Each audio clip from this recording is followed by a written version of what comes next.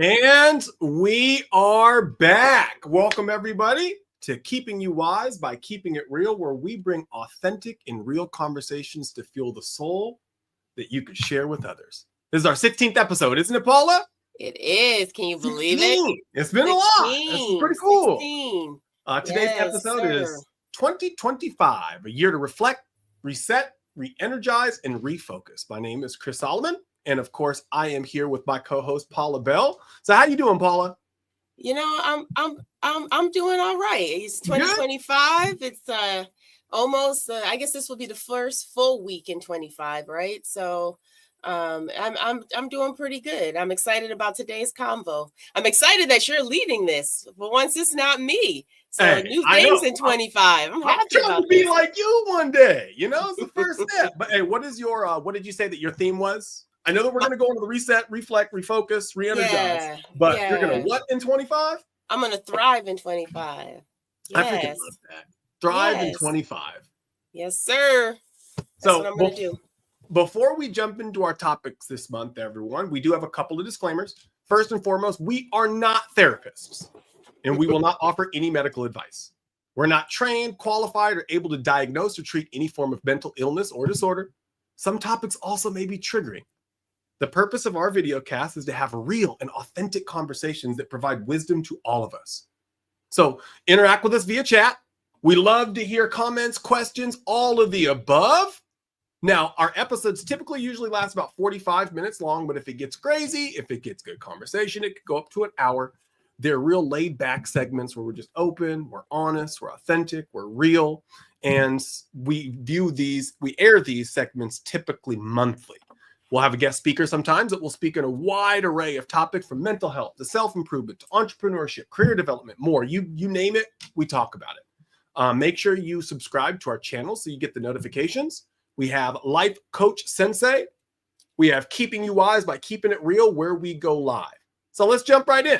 Paula, we don't have anyone joining us today, but I have a question. What's that? It's 2025. Yep. And as you step into 2025, what does the year symbolize for you? Like, how do you feel about the idea of using this year, or at least this beginning of the year, to really reflect, reset, re-energize, and refocus? Like, what does it mean to you? 2025 is going to be a hard year, I think. Why is that? I think it's going to be a challenging year. I mean, we have administration turning over. Right? So, I mean, with administration turning over, there's different things that come with that. You know, different leaders bring up different things. So we might have to navigate the world a little bit differently. I don't know. You know, it's you hear about things, but I don't know. Regardless, though, I don't think it's anything new for many of us, right? We have to figure out as things come how you navigate maybe what might be challenging, or maybe navigate those things that are brand new and are exciting. So for me, I'm going into 2025 really with a renowned energy. Honestly, 2024 was rough. 2024 was rough. 2024 was rough. Yeah, 2024 was rough. And so dare I say 2024 sucked. Yeah, it was rough. There were some things that happened in 24 that I was not planning for, right? So, but I'm going into 25 really with the attitude of thriving in 25. But I also am continuing something that started when I used to work at a financial institution, where when I had like major milestones or new things that I was going to do, they would always say, this is Paula 1.0 or this is Paula 2.0. So this is Paula 5.0. Oh, you got the 5.0? Yeah, I'm up to 5. So this is Paula 5.0. And this year I'm gonna move a little bit different. People are gonna see a different type of Paula Bell. You're gonna see I'm going hard for me this year. And so I've given a lot to others and to help others. But this year, I'm really focused on doing some things that I just really want to get done that I know will be very impactful, not just for me, but for my friends, my family, my community. And that's what I'm doing. And it's already starting, right? Yeah. I'm already doing some new things. I've changed some things. So that's what it looks like for me. It's a refresh, a renewal. I love it. How about you? So I think about, our theme for the podcast today: reflect, reset, re-energize, and refocus. Mm-hmm. And I really have been doing a lot of reflecting lately. Mm-hmm. And a couple of things have kind of dawned on me in having some conversations and sitting in this reflection time. So we all know that we learn from experience, right? Mm-hmm. Like the more we experience something, the better we get at it. That's something that we all know innately. A good example is like public speaking. I remember the first time I went up on stage and spoke in front of people. I was a wreck. I was nervous. I was intimidated. I was in front of a bunch of people. I didn't know what I was doing. I was stuttering. I was sweating.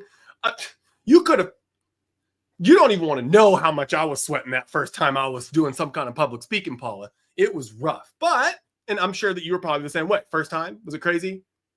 Yeah, well, first time I did public speaking because I was overcoming a fear Oh, really? at all. Yeah, because I used to And stutter when I was younger. So really, I didn't know that. I didn't like to talk in public, and I still get nervous when I do it.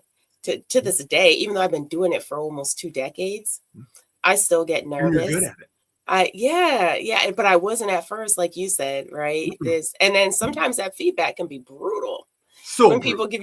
people give you feedback, I'm like, do you understand everything we just went through to even get up here in front of you to be able to speak, right? But it's those sort of things that make you stronger. So yeah, I was a wreck too. I wasn't as confident as I am now by any means when I Not started. even close, right? Not close. And so to my point, the repeated experiences, you do it over and over and over and over again, you become more confident.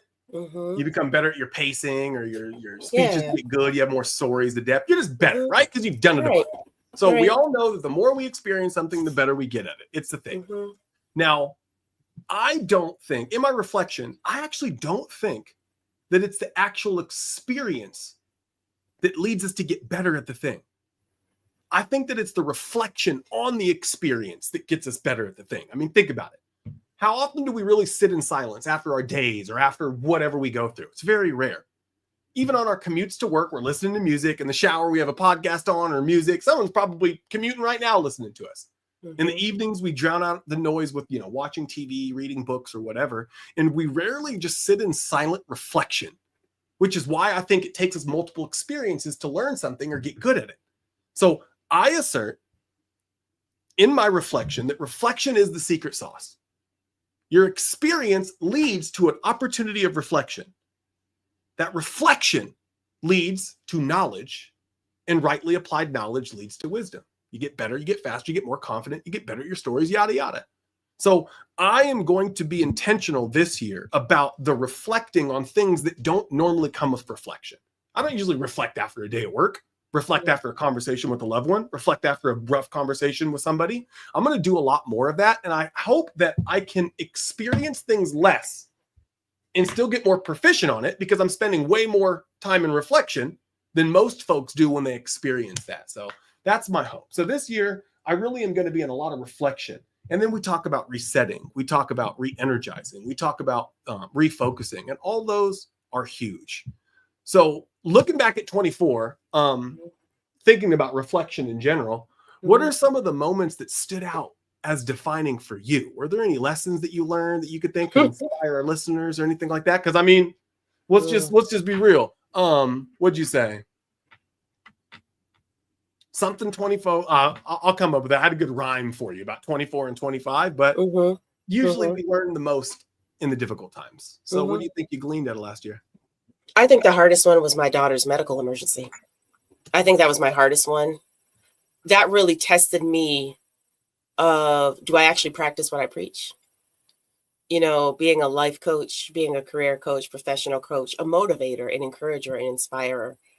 And now I am in a situation where I can't do anything. Yeah. I've got to allow the medical professionals to handle everything, and I have no control. And it's really hard when you're a person who typically has control around things to not have any control. Really? That was very humbling. I bet. But it also put a lot of things in perspective for me too, on how quickly life can change within a 24-hour period, because it was a 24-hour period, and how quickly things can just change. And it also made me understand, and that's why if you saw my social media post, as you mentioned, I not only have a theme, I have a word phrase, I have a mindset shift, and I have actions to make sure I do that mindset shift. I'm going to be really, really, really intentional on my boundaries. And boundaries on everything. Boundaries as an entrepreneur. You can't afford my prices, you're not my client. And end of story. There's nothing more to say about that, right? I think my prices, I know my prices are comparable to my competitors and to others. And if you just can't, and my values there, I put a lot of time in getting the knowledge that I have. I've invested a lot of money in myself, and I am no longer giving that out freely. 100%. Unless I choose to. Exactly. Yeah. There's a Ronald McDonald Foundation out there, but you roll up to the McDonald's window and say, I only have $3 for this $5 Big Mac.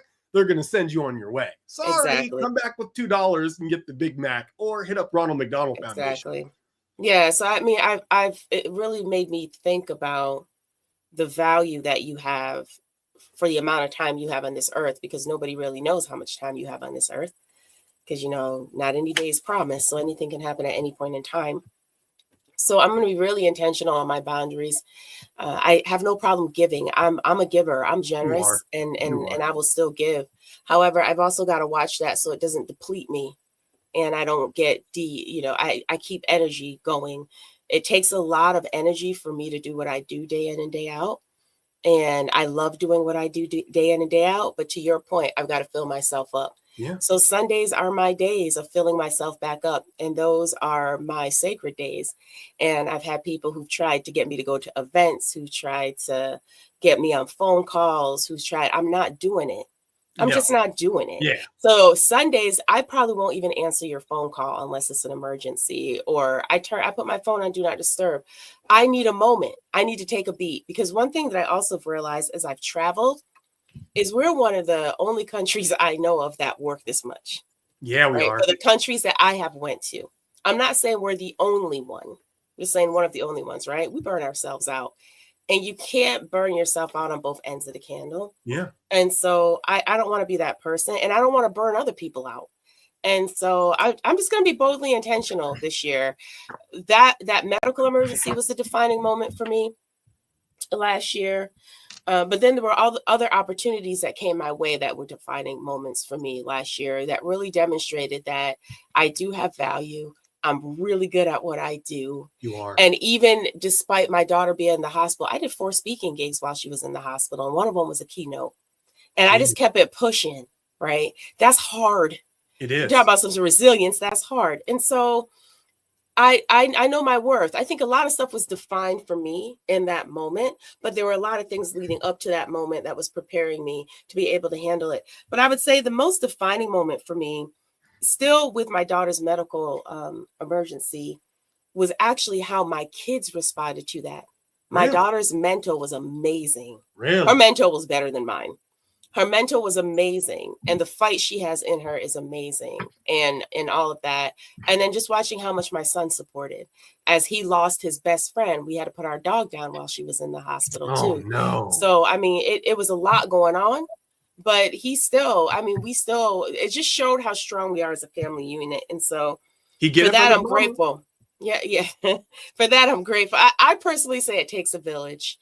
Yes, I'm the mom, but it took a village to get them to where they are today. And I have to acknowledge that. I couldn't have done it by myself. And so it's just knowing that, but also watching that, our lives matter. Yeah. And so we've got to make sure that we're taking care of ourselves. And there's nothing wrong with saying no. And if a person doesn't understand or appreciate you saying no because you have boundaries set, then you might want to reevaluate why that person's even in your life. Agreed. Because I think people need to be a little bit more selective. Yeah, not only selective, but just a little bit more supportive of individuals when they say, I need a mental health break, or I just can't deal with that right now, or I just need some time to be by myself. And you give them that respect to allow them to do that, right? And so I'm going to try and pave the way in that. And I'm going to try and be a lot more intentional. And that's why my word phrase is boldly intentional this year. It's going to be a lot of intention to be efficient. That's really what it is. Just a lot of intention. That's good. Intention is so good. So first off, before we even move off this, for everyone's edification, is she okay? She's okay. But she now has a life condition, but she's okay. It's nothing that we can't go through life and figure out. Right. We all have our thing. Out, but she's okay. She's okay for right now. Since she's been out the hospital, she has not had to re-enter. So everything has been stable and everything has been going well. That's another thing too. I didn't know, again, being a life coach, sometimes you go through some of these things so that you can empathize and sympathize with the people, with your clients, right? I truly believe I have a phase of PTSD because every time she sends me a text now, you're scared. Exactly. And so I've actually talked to my physician about it. And he says, it might be a good year before you get over this, because my adrenaline was pumping the whole 2 weeks, over almost 3 weeks she was in the hospital, right? So I was running off of adrenaline. And then when she finally went home, that's when I was finally able to just, to your point, reflect. And yeah, every time I get a text or she calls me, I'm immediately thinking something is wrong, because that's how I got the information before we entered this whole journey. So it's a real thing. I mean, yeah, it's a real thing. It is. I'm glad she's okay. In watching you go through that experience, to be perfectly honest, was really inspiring for me too, because I can't even imagine. Yeah, you were getting the text and the updates and all of that. Text and updates, we're all in the chat, because we have our masterminds and stuff, and it was really scary. And I was trying to imagine myself in your situation, and I would not have handled it even a fraction of as well as you did. I'd be a mess. I'd be freaking out, or at least externally. I know you were a mess and freaking out internally, but externally you were cool, calm, and collected, and I appreciate you. Which I appreciate the question. As you reflect on 2025, or 24, what stood out as defining? And I think that defining moment, you could have fallen apart and you could have been completely justified in doing so, but you didn't. And it's why did I not do that? And reflecting on it, you see your daughter's attitude, your son's attitude, the things that you've instilled in them. You feel a sense of pride in yourself. You're proud of yourself. And because of that pride and that self-satisfaction, you decide, you know what? I need to be more intentional with the time that I give to people, because I am a big deal. I am powerful. I am somebody that can make a big impact. So I think it's really crazy how some of these terrible things that happen do end up being our defining moments and the things that really changes. Because for me, it was the same thing. My father-in-law passed away. And my family didn't take it well. Pretty much everybody fell apart, as expected, right? Because it was unexpected. He was young, early 50s. Oh, wow. Yeah. So it's one of those things, to your point, you don't know what's going to happen tomorrow. Things could change that quick. 24 hours, and they did. I think about when that happened, I showed up for whatever reason. It was really because I loved my wife.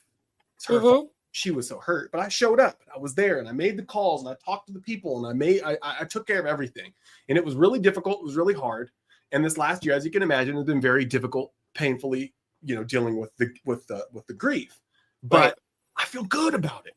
Not because he passed. In fact, I still almost cry every week. Love the guy. But because of who I was in it.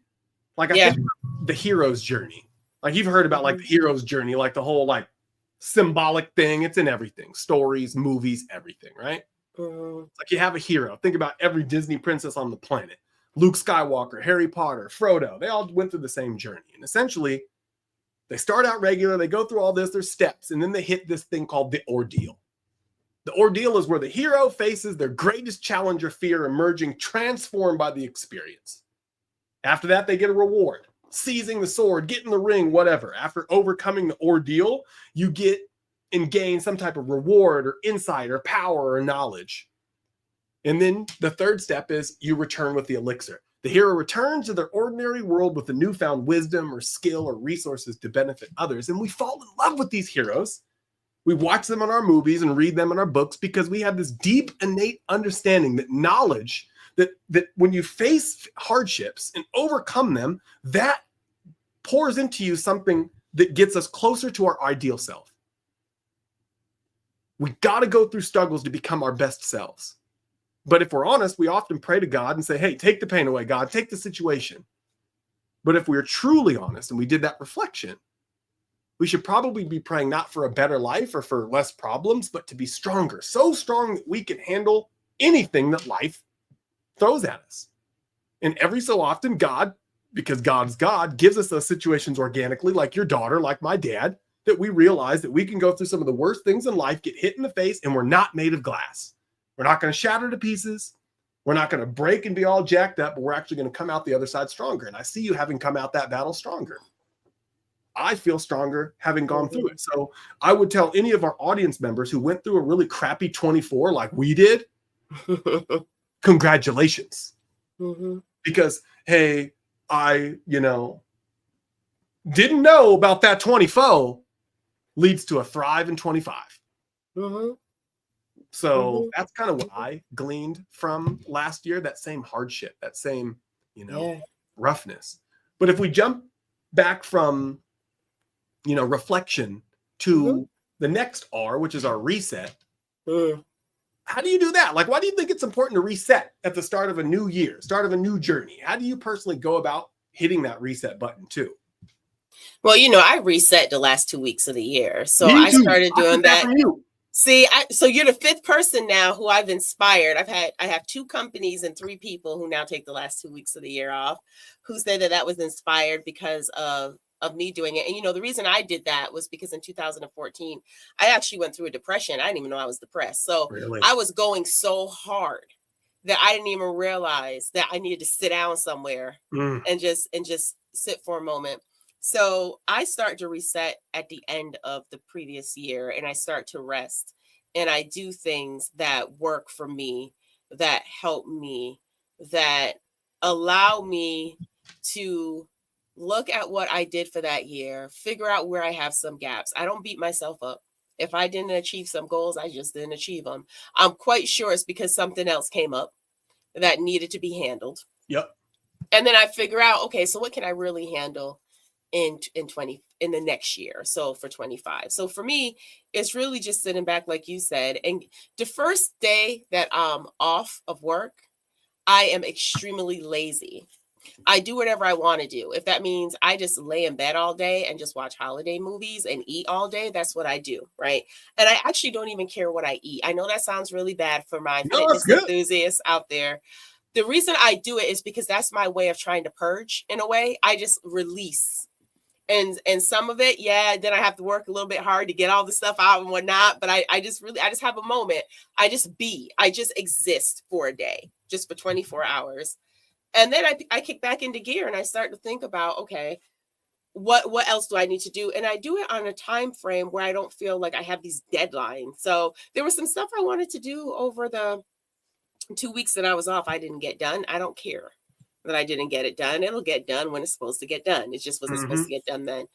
And so that's how I typically reset. I think about stuff that I've heard, experiences that I've went through, conversations that I've had, things that have irritated me that I don't want to irritate me in the next year, things that I want to continue doing because it's been serving me well, how I want to move, how I want to navigate. And I think about all those things, and I'm a mind mapping girl. So I'll do a whole bunch of mind mapping, sitting down, just thinking about what I want to do. And then I get ready to execute for the next year. And so for me, it's sort of like this little cleansing thing. And then it's like I detox, and then I come back and I ease back into the year. I don't come back into the year hard. So, for those individuals who haven't worked out for like 6 months, and then all of a sudden you want to hit the gym real hard, right? Okay, yeah, that sounds great. And I'm not saying you shouldn't hit the gym, but it's also some of those same people by the end of February, you don't see them anymore, right? So sometimes it's good to ease into stuff. Like I haven't lifted weights in a while. I was healing up for some injuries and stuff. So I went back to ground zero when I started lifting weights today. I did not lift my heaviest weight. I was lifting 5, 8s, and 10s because I don't want to re-injure myself. I'm going to build myself back up, and it's my race, my pace. And I look at that in everything I do. It is my race, my pace, and I'm just going to take my time and do what I need to do. I think for those who are on social media is a blessing and a curse. I think sometimes people do too much comparisons of themselves to what they see, and half the stuff that you see on social media probably isn't even real. So you're only seeing the good side. You're not seeing the necessarily always the journey and everything it took to get there. So I think sometimes you have to watch, you have to even detox from social and just take a moment and just your only competition is you. Yeah. And so, and just really think about that and not try and you see somebody benching 350 pounds, you try and bench 350 pounds, you probably going to be in the ER because the doggone dumbbell, the whole dumbbell fell on your neck and everything. And you fell off the bench and it's just not worth hurting yourself over. So that's how I reset. I really go back to defining me and making sure I'm staying true to me. That's so good. You put 350 pounds on a bench press on me, Paula. I'm not going to make it. I won't make the next podcast. I ain't going to be in the ER. I might be dead. That said, I love how you ease into it. I remember back in the day when I was young, I was a personal trainer and we worked at a company at the time. I won't name the company so they don't try to come after me. But we worked at a company where we actually sold memberships. And at the same time, you got free personal training. So I was a personal trainer and one of the sales membership guys. So I used to give tours, sell you up on sell you a gym membership and then set up a personal training session to try and see if you need personal training. Everyone gets 2 free sessions. You'd set it up. We'd be good to go. And it was a really attractive offer because, training is expensive. You're a personal trainer, Paula. I don't even want to know your prices. That said. Okay, so hold on. Let me back that up. I am not a personal trainer. Well, you could be. You could be. I'm a group fitness trainer. I'm just saying. I don't want to be a personal trainer. Woo. Hey, group fitness trainer is personally training a group of people. Okay. With that said, I had this guy come in, and this guy was 350 pounds. He was a big dude, and he wasn't jacked. He was a big dude because of his dietary, lifestyle. That said, he came in. I was like, oh, okay, sign in here. We got to do the tour. We got to do measurements, body fat. He's like, I don't want to do all that. Here's my card. I want you to charge me for a year up front. Just run it. And me being the young sales guy based off commission, I was like, say less, bro. I went up, paid in full. We used to call it a PIF. It was one of those things where we got a high five from the sales manager for getting a PIF. This guy walks in and says that. I'm like, God, you're good. You're so good, And then I go and give this guy his membership card. I give him everything. And I'm like, okay, well, your free personal training sessions, we could do Wednesday, Thursday. He's like, I'm not interested. And he just walks out. I'm like, this dude's a real you-know-what, right? This guy comes in the next day, exact same time. Walks over to the leg extension machine, sits down, sits there for 10 minutes, does 5 leg extensions, walks out. And I'm like, what was that? Same day, the next day. Walks in, machine right next to it, leg curl, 10 minutes, walks out. I'm like, this dude is never going to lose anything. I'm a personal trainer, NASM certified, ACE certified, all this other stuff, right? I'm doing bells and whistles. You're grabbing bands and you have a goat in this hand, you have another lion that you have on this. And you're doing all kinds of stuff. I'm having people do crazy things, right? This guy's doing 10 minutes of extensions and curls. It's never going to work. So the guy comes in the third day and I approach him and say, hey, can I give you some tips? He's like, I'm not interested. If I have to tell you again, I'm going to talk to your manager. And just walks by me. And I'm like, this mother, I was heated, right? Screw this guy, this bum ain't going to lose no weight. Do your thing. 2 years later, I worked at that gym for 3 years. 2 years later, this guy, staple in our gym. Guess what day he showed up? Same day. Guess what time? Same time.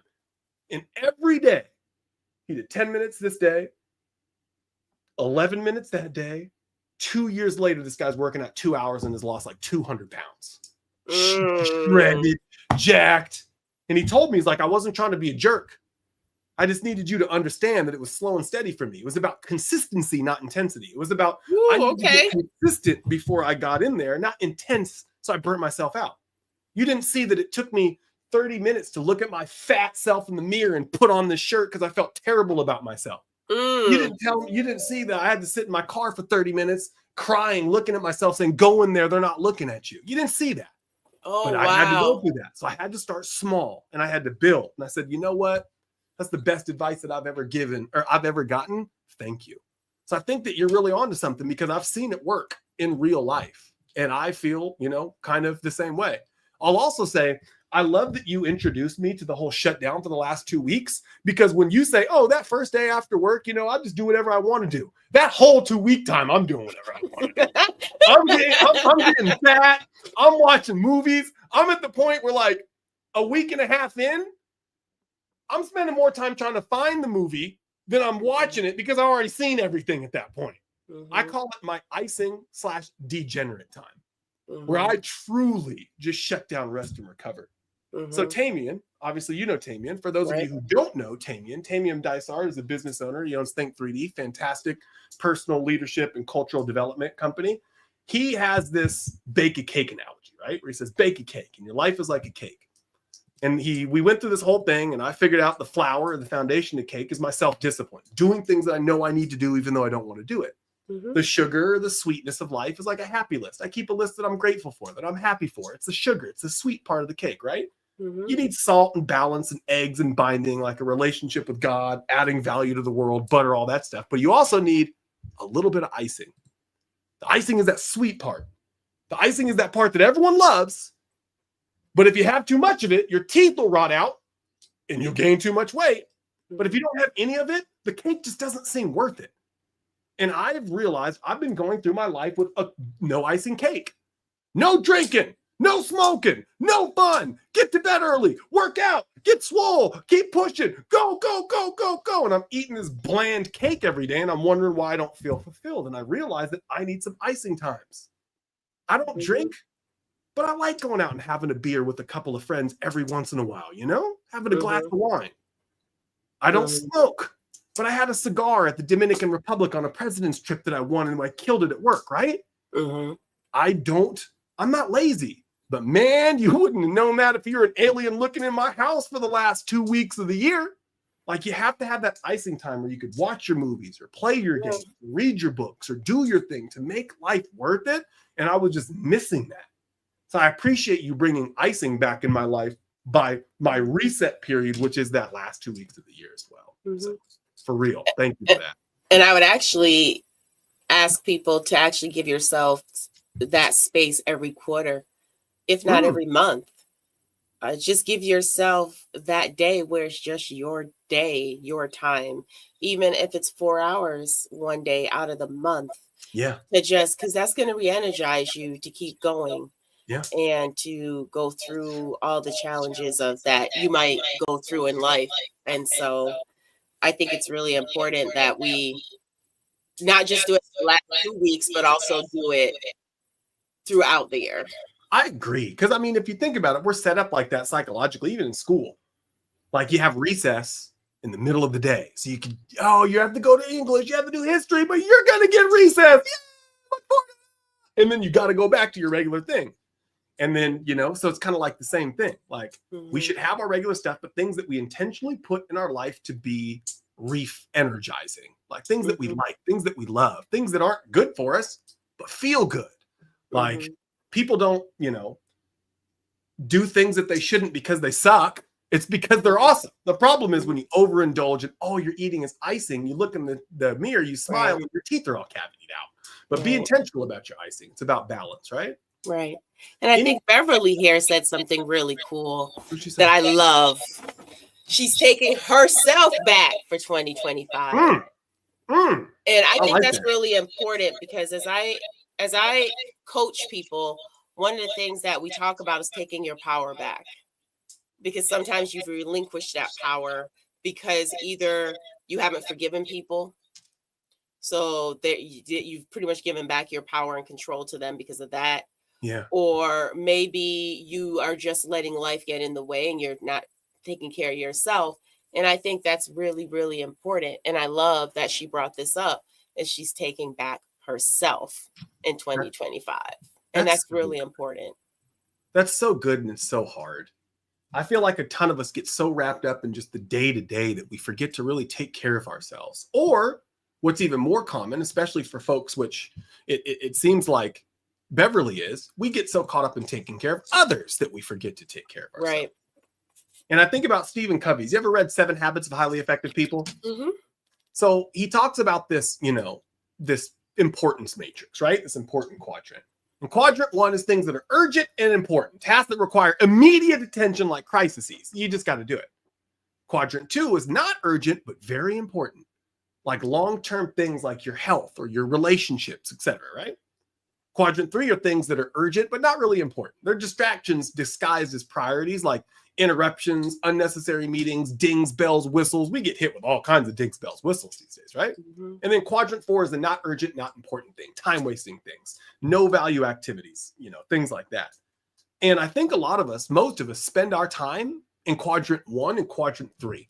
Things that are fires, urgent and important, quadrant 1, are things that aren't really important, but they're urgent. People hitting us up, to your point, asking for things, your time, your energy, when you have other things that are more important, but may not necessarily be in immediate. I think about health, right?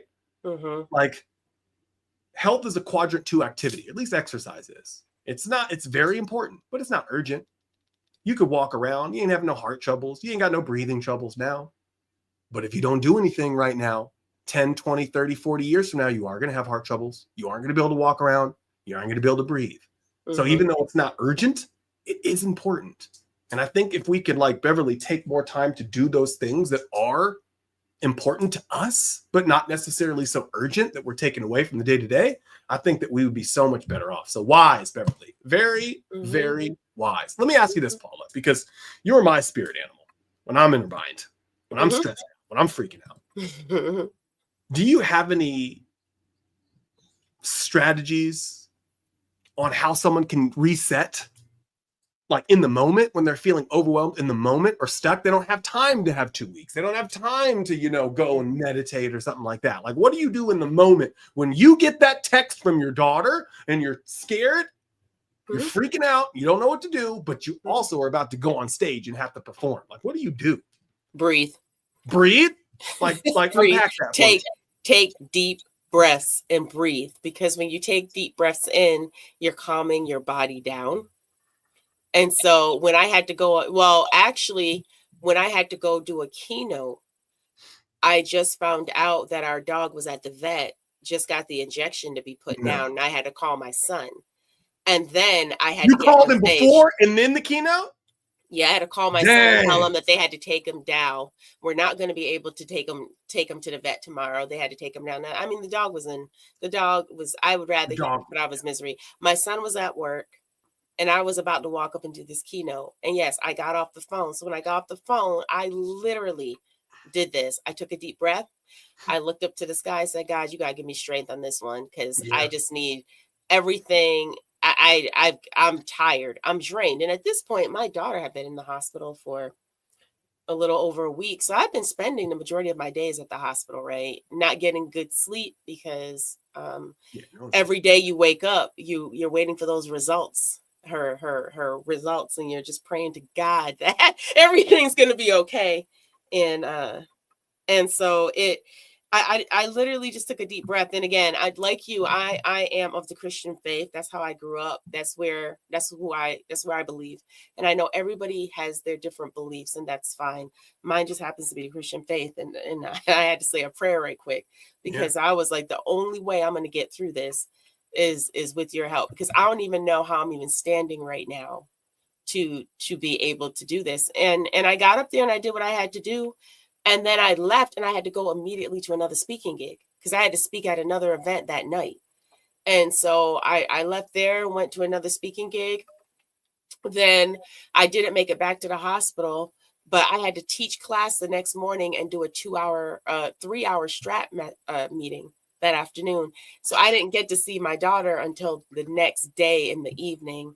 And so it was a lot going on that weekend, but I take deep breaths. I literally just breathe. A lot of times we don't take time throughout the day to just stop for a minute and just breathe. We're so tensed up. We're in our flow. We're doing our thing. We're grinding. And it's amazing how when you just take a moment and you just take a deep breath, how it just calms you. It just gets you to that point of calm to where you can think. Yeah. Hopefully can I just think what that next move has to be. And then if you do have time and you have the opportunity to, because again, your question was in the moment, the most you can do is breathe. Yeah. But if you have the opportunity to, I do sit in silence. I do just sit in silence, and I really don't say anything. I just sit in silence and I just let that silence overtake me, because we have so much noise all the time. Noise is coming at us all the time. And so I find a place where I could just be in silence for a minute. That's so good. And not do much. That's so good. And you mentioned breathing. Have you heard of the psychological sigh? Probably. I might not have heard of it called that. Right. So Andrew Huberman has like a podcast. You probably heard of Andrew Huberman. A lot of folks do. He's pretty popular. He's a neurologist and ophthalmologist from Stanford, and he has a podcast that essentially, goes over all kinds of cool stuff. And one of the things that, he has said, from a neurologist, neuroscience perspective, is how you can instantly calm the brain and get back into your parasympathetic nervous system, which is your rest and digest, as opposed to your sympathetic nervous system, which is your fight and flight, which is where we are when we're stressed, is called the psychological sigh. Essentially, how it works is you take a deep inhale through your nose, long, deep breath, and then you take a quick second inhale when your lungs are full. Sounds like this. It looks like this, essentially. It's like so you like inhale as much as you can until you're full, and then to get like a top off. So your lungs are totally full, and then you actually make the sigh. I guess the sigh hits the vagus nerve or something like that gets you in from sympathetic to parasympathetic, and like the topping your breath off with that extra, makes it even that much more. So the psychological sigh, take a long, deep breath through your nose. Once your lungs feel full, take a quick sip of air to top it off, and then exhale slowly and completely through your mouth, actually making the sound. And it works. The breathing works for me too. It works. Okay. So we got a couple of reset, suggestions. But what about Reenergize? What inspires you to give your energy when you feel drained? Like, how do you tap into all like those different sources of energy, and how do you re-energize when you may not necessarily have them? Because my word is bond. That's really what it is for me. My character is really important. And so if I tell you I'm going to do something, there's got to be a compelling reason why I can't do it. And so for me, I will find the energy somewhere to be able to go through with my commitment. I might be drained afterwards. And when I do get drained afterwards, I have things that I do to re-energize me. A lot of it's just rest. I just need to slow down and rest because I do things very quickly.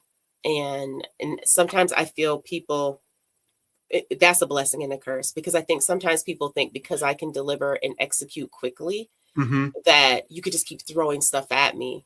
And no, that's not the case. Yeah. That's just how my brain works when I'm in flow and when I'm in creative. I'm not always in flow and in creative. So sometimes I do slow down. But for me, I just like for Reenergize is just rest. And then also working out relieves stress from me and re-energizes me. And also what I put in my body re-energizes me. So what I found when I'm going through, like when I'm going through challenging times, like with my daughter, I was eating horribly. The reason I was eating horribly was because I was eating when I could. There's a lot going on. And I would find that when I would consume stuff that had a lot of sugar in it, I would crash hard. I would crash real hard. And so now don't get me wrong. I love my desserts. I make them and all. And it's funny, a lot of that food that a lot of people see me make, and a lot of desserts that you can't even eat it. Yeah, a lot of people think that I probably eat a lot of that. And I eat some, but I don't eat a ton. So I do indulge. But I know it's not like you'll ever see me eat half the cake or anything like that. It's too much. It's too much for me. And so, but I was realizing, vending machines, I was just getting what I could. There were sometimes I was able to prep. But again, when you have somebody that's in the hospital, you're kind of conditioned based off of when the tests are being run and the stuff that's being done and all of that. Yeah. You do the best you can with what you have. And I gave myself a lot of grace during that time. But I realized that I had gotten off my workout and everything. And so unfortunately, I also had my physical around that time, right? So I gained some weight. Some of my tests didn't come back the way I would have liked them to. I was still pretty much everything was normal, but we're edging up in some places, right? You weren't optimal. You weren't where you I want to wasn't be. optimal. I wasn't optimal. And so I told my doctor, I said, honestly, I'm gonna get it back. He knows me. He knows how I roll. He knows what I do. He really wasn't concerned. He said, give yourself some grace, give yourself some time, and then just get back into the flow. And so I've gotten back into the flow and I'm back at it. But it's sort of like I realized when I did a workout this week and it was a strength workout, full body. I'm still sore from this workout. Oh, I bet it was a full body, but I loved it. Yeah. That I was like, oh, I can't wait till I feel the soreness again. I've missed this. I've actually missed working out because it actually is a stress reliever for me. That's how I re-energize. That's how I get back. How I can, I still got it. I can do. I actually am not that badly conditioned, right? So you've got to find that thing that re-energizes you and find those things that actually add value, not take away. So I know there's people 100%. Who are emotional eaters. Mm-hmm. That's not good, right? So finding a different outlet to help you actually de-stress in a healthy way and in a good way that it's not depleting you even more. And so I try and find those things. And honestly, Chris, I'm very selective on who I let in my circle. Mm-hmm. So there's only certain people that I get really close. Like there were some people who never knew what I was going through with my daughter, right? The people who I needed to know knew. And so, and I have a very big family, but the friends around me that needed to know knew. Mm-hmm. And so it's making sure you have those people around you that's adding value to your life and not taking away from it and not making you miserable because they're miserable as well, right? Because misery does love company. So it's really just being, again, that word intentional. That's how I re-energize. I'm very intentional on what I do. I'm right there with you. When it comes to the friends, someone gave me like a visual of what the 4 kind of people are in life. And I thought it was really good. And it kind of coincided with like the 4 forces of flight. Like for those of us who have our pilot's license in here, we know that the 4 forces of flight to get a big umpteen ton metal thing off the air are thrust, lift, weight, and drag. Those are the 4 forces. And I feel like there's 4 kinds of people. There's those folks that thrust you, that push you. You're a thruster, Paula. You push. Hey, what are your goals? Are you accomplishing them? Accountability, all that. You look at someone like a Paula Bell, and it's like, I want to do more. They push you to be your best, and you're your best because of their influence. There's your lifters. There's your people that are just funny. They're just good to be around. You hang out with them, and they just make you feel better. You're down, and now you're up. But then there's also the opposite forces, right? There's those drags. Or I would say the weights, those people that are just like, oh my God, you go to their social media and you feel like you need to take a shower after looking at it, right? You talk to them and there's always woe is me, or there's always something, always looking for offense. And then you have the most dangerous people, which I believe are those drags. Those folks that may have known you before you made this leap to the new you. They're trying to like drag you back in the old day. Oh, come hang out. Oh, you don't need to do that. Oh, you don't want to do it because I can't do it, right? Those people that you're talking about. So being intentional about hanging out with the thrusters and the lifters are super important. Mm-hmm. For me, when it comes to the re-energizing, it's definitely keeping those type of people around me. It's definitely the, exercise. And I also think, one of the scriptures that comes to mind is that be not conformed to this world, but be transformed by the renewing of your mind. So reading scriptures and focusing on what God says about me, to me, is really important.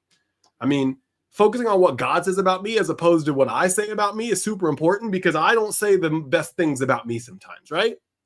I mean, I think I'm in like company comparative to, the Bible that I read, like Gideon, for example. Gideon was that dude who like fought the Midianites, and he was in a wine press threshing wheat, hiding from these folks. God came to him, or an angel came to him from God and said, hey, Gideon, you mighty warrior.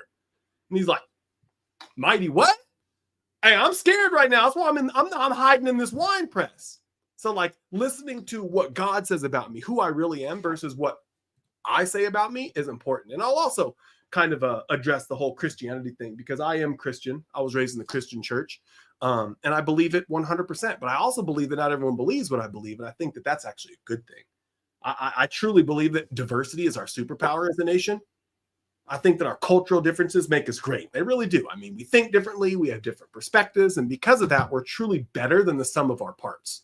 As long, of course, as we lead with love, compassion, sacrifice, respect, all those things that seem to disappear on social media, but are very present in person. Every Friday at work, we wear red. Anybody, who's familiar with, red in the military, it essentially stands for Remember Everyone Deployed. And we do that because we're all Americans. And I do believe that if called upon, draft, whatever, every one of us, man, woman, otherwise, would literally go to service and die to defend someone else's right to believe or identify or worship in something that we don't personally believe in. I'm going to go and fight for your belief to believe in something that I don't believe in. And I think that that is such an ultimate image of freedom and compassion, right?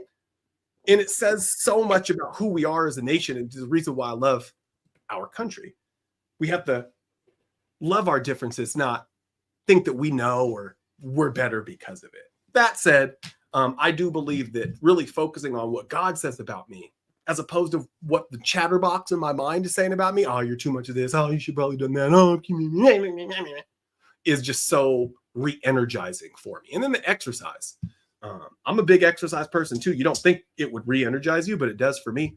So biologically, 250,000 years ago, humans came on the scene. We have the same brain as we have today, but we don't use it the same. We have this fight or flight response. Tiger jumped out of the bush 200,000 years ago. We fought, we ran, or we froze, and most of those people got eaten. So there's really fight or flights now. But what's interesting is every time something crazy happened, what do? We fought or we ran. Fighting and running takes a lot of physical exertion. So our brains learned that when you're stressed, you exert yourself physically. And when you exert yourself physically, you lower the stress. Lower cortisol, lower blood pressure, lower all the stuff. Because you just did what you did to do. The problem is tigers jump out of the bushes at us all the time. They just don't look like tigers. They look like bosses talking about layoffs. They look like bills being more than your bank account. And we don't have the natural inclination to fight or to run. So we just sit there, stressed out, blood pressure high, those hormones going crazy, and we call it chronic stress. Because we haven't given our brains, our bodies, that lever to say, hey, I ran, I fought, I physically exerted myself. Lower cortisol, lower adrenaline, lower blood pressure, just like you were designed to do 200,000 years ago when you saw the tiger. So I really do think that if more folks exercise, like if you're freaking out in the moment, you do 20 jumping jacks, that stress will go down a little bit. So that's one of my re-energizers as well. What about refocus? How do you find your priorities for the year, and how do you stay focused on them without distractions, of course? They're everywhere. Well, I actually do my goal setting fourth quarter of the previous year for the next year. Okay. So I'm finalizing my goals in that 2-week off time frame. And how do I keep on point is I set deadlines. So first of all, I make my goals realistic. So when I used to set goals, I used to set the goals, and I used to set all these goals. I felt, oh, I can achieve all these goals. That means I've done something, right? No, that's not true, right? I think I had to overcome that. And so when I set goals now, I set them with intention. So every single goal of mine, there needs to be a why behind it. Why am I doing this? What is why? Because that's what's going to keep me motivated. And then what's the desired outcome? What do I want out of it? So a couple of goals that I have for this year, I'm writing a book. I'm writing my second book this year. And I have somebody who's holding me accountable to that. And so nice. It'll be cool to get this second book out. I'm trying to push it out by the end of June. That's my goal. We'll see if it happens. But even if it's not June, it just needs to come out sometime this year. I'm excited to read that. Yeah, so this is going to be a self-improvement book. It's not going to be a business book. Yeah, it's going to be a self-improvement book. And it's going to tell some of my story too in there. So yeah, I'm excited about that. That's one thing. One of my goals I've already met, right? So I've expanded my fitness brand to now Genesis Health Club. So I'm now offering a class there in addition. So that gives me 3 classes of cardio, which keeps me fit. Right. And that's what I need. I need that. You're the coach. You got to be in there. Yeah, I've got to be there. I got to practice what I preach. Right. And then I'm making some connections to take my business into other environments that it hasn't been in yet. right? So there's certain things that I'm doing that I'm trying to set up, and I have deadlines for these goals, and I have things that I want to do. And so how I keep myself on point is I actually use Microsoft To Do, and I have a to-do list, and it comes up every day, and it tells me what I need to focus on for that day. That's and cool. do I check everything off that day? No, there's some days I don't, but it's okay. I just reshift and reprioritize, because life is life, and life is out here lifing. And so things come up. You might be sick. You can't work when you're sick. So you got to reprioritize. So I reprioritize, I give myself grace. And then if I knock everything out, I add on something else to do. So there's a lot of things that I have that I want to accomplish this year, but they're very intentional in what I want to do. So that's how I pretty much refocus. And I'm just as more focused now than I was last year, than the year in front, but I'm focused because I take those last 2 weeks off so that I can get my mind right and get into that shift. It's funny that you said the whole to-do list thing. So they did this study that they interviewed like 100 top level CEOs and asked them, like, what are some of their strategies on winning and becoming successful? And 95% of them had one common thing. Guess what that was? A to-do list? Yeah, I just pulled out a notebook and said, every day I have a to-do list. I write to do and write it down, and I don't stop until I get it done. And obviously every day you're not going to knock out your to-do list, but being organized is something that's powerful. Writing it down is powerful. For me, how do I define my priorities? How do I stay focused on them amid distractions? Because I'm distractible. I'm that squirrel dog in Up. Squirrel, like that's me. So I personally have to write them down. First off, I have to write down my goals. Like I can't just like, oh, I have a goal to do. I have to write it down. I have to make sure that I put it on the mirror. I put it everywhere I could see it, sticky on the computer monitor, everywhere. I write it down. But the thing that really took my goals to the next level really was the mech, and the tracking of it. You know, you write them down, that's great, but measuring and tracking them, that's really the secret sauce. Like what gets measured gets done. Budgets are the first step to financial freedom, but it's the spend tracking, which really is the money. Damn, I'm spending this much on that. Woo, I can't believe I'm spending that much on that. So it's actually tracking every single day. It's like, okay, you said you want to work out 3 times a week. Yep. It's Thursday. You only worked out once. That means you got today, tomorrow, the next day, and the next. That's 4 days. You get 2 in. What's your plan? So it's tracking every single day. What are you doing right? What are you doing wrong? And when you do something wrong, kind of sitting there in reflection and following the breadcrumbs back to what it is that caused the wrong thing. So for example, I was tracking my days and said, if I could do my day over again, what would I do differently? Another thing that I picked up from Tanya. And one of the things that was a consistent was being sweeter to my wife. I was being short with my wife. And I wanted to be sweeter to her. And I was like, I need to be sweeter to my wife. But then I was like, do I really though? And I thought about the interaction that we had that morning when I was as short with her and yada, yada, which is the reason why I put it down. And I said, well, why was I short with her there? It's because I'm not sweet to her. I don't love her. That's not it. Not even a little bit. Well, what was it then? Well, it was because I was running a little bit late. Well, why were you running late? Well, it's because I slept in a little bit. Well, why did you sleep in a little bit? Well, it was because I was up binging Netflix till 1 a.m. last night. It's like, okay, well, that's the problem. The problem isn't being sweeter to your wife. It's going to sleep at the right time so you wake up and you're not forced to be so time limited that you have to be short with your wife. So making sure you track those things and then reflect upon those things that you could have done differently, but actually going back to the actual catalyst and the root cause of it, as opposed to just treating the symptom, you know? So that's kind of what I do when it comes to my refocusing. But other than that, Paula, that's it. We got through all the R's.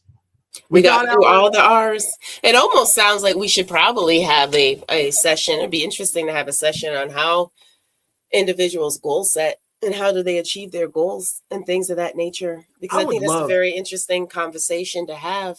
I would love to have that combo next time if that's cool, because you're great at that. Like you're one of the best I've ever met and seen at that.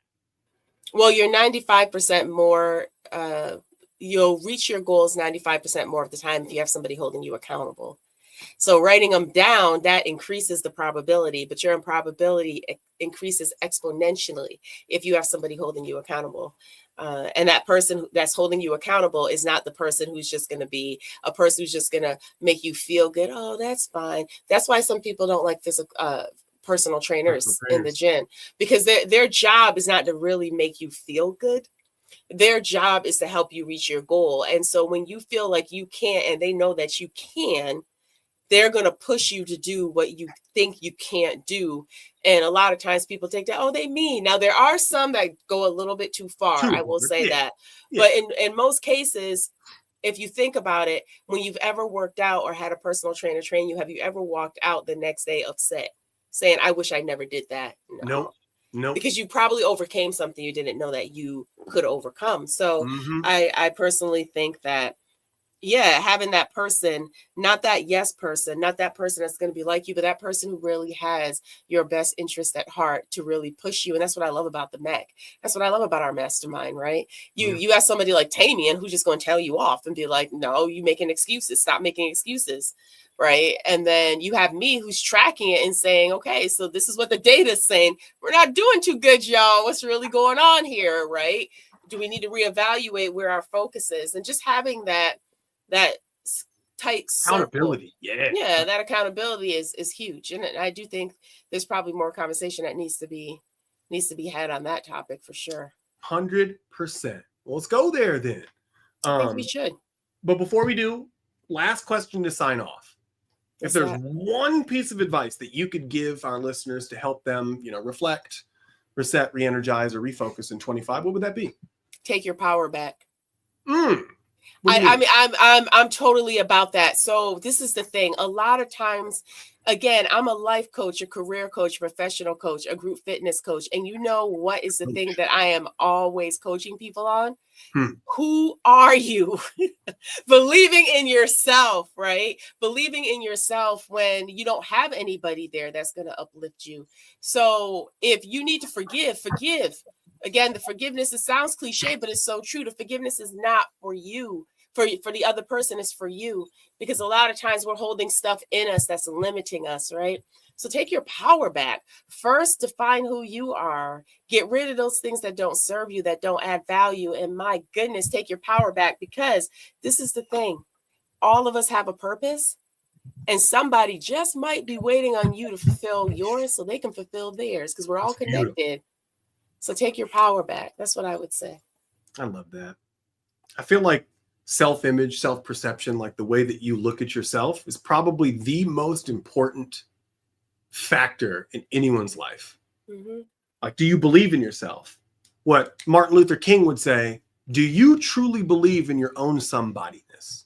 That's like the basis of success. It's the jump off point of doing what you say that you're going to do, and accomplishing things that are hard, and working through struggles, and not falling apart when things happen to you. That said, I do think that it starts at a very dark place for most people.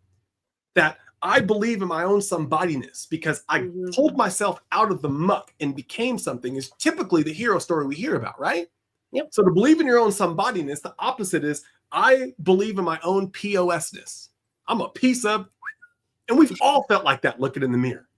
But that uncomfortability, that I'm not where I need to be, that I don't like how my body looks, that I don't like how my health looks, I don't like where I am financially or wherever, is the jump off point to start doing the things that you know you need to do to one day look in the mirror and say, I believe in my own somebodyness. So for those of you who are looking in the mirror and you feel like a POS, welcome. We've all been there. Welcome to, like company, even folks in the Bible, right? Cowards like Gideon, murderers like Moses, drunks like Abraham, who looked in the mirror and didn't believe in their own somebodyness, and by the grace of God, they were destined for something big, something great, and they pulled themselves up by the bootstraps and accomplished that, and you will too. So just because you don't mentally feel like you're all there, you could take action steps every single day to do what you say you're going to do, to follow through on the commitments that you make, and to hang out with the people that push you, lift you, and say that you could do more. Those are my 3 steps. Do what you say you're going to do. Always follow through on commitments, and hang out with people that lift you up, like you, Paula. Push you forward, like you, Paula. That's my story, and I'm sticking to it. I love it. I love it. That said, that's a wrap. Thank you, everyone, for listening. We have a lot of folks in the chat, a lot of folks in the live. It looks like we're going to be talking more about goal setting Yeah. How you set goals, masterminds, maybe accountability buddies. Paula's one of my accountability buddies, which to her point, 95% increased chance to hit your goals. So next month, hop in. If you want to know where we are going to be, when it's going to be, make sure you subscribe, share, and engage on our social platforms. We're on LinkedIn, we're on YouTube, we're everywhere. So Paula, do you want to share the social details with our crew? Sure. So you can, again, this is live right now on LinkedIn. It'll stay on LinkedIn. It's also on the YouTube channel at Life Coach Sensei. So my YouTube channel, the Life Coach Sensei, it will also be on Keeping You Wise by Keeping It Real, because Chris is going to start doing some editing and pushing stuff out a little bit on there as well. And then I share a lot all over social. So it'll be shared all over the place, I'm quite sure. But these are our social details right here. And hopefully you'll continue to join us and continue to follow us, and then invite your friends. Invite your friends.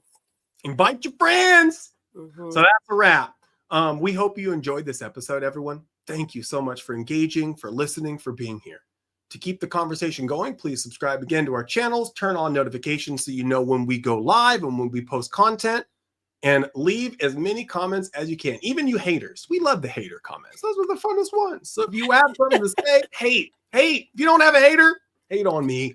Got plenty of room. That said, for each one, reach one, and teach one. When you know better, you do better. So let's continue to do better, and not only do better for ourselves, but reach down and grab someone else and pull them up. You're here not just for yourself, but all of us. And to Paula's point, you have to be your best, because there's somebody waiting for you to be your best so they could be theirs. So we love you. God bless, and we will see you next time.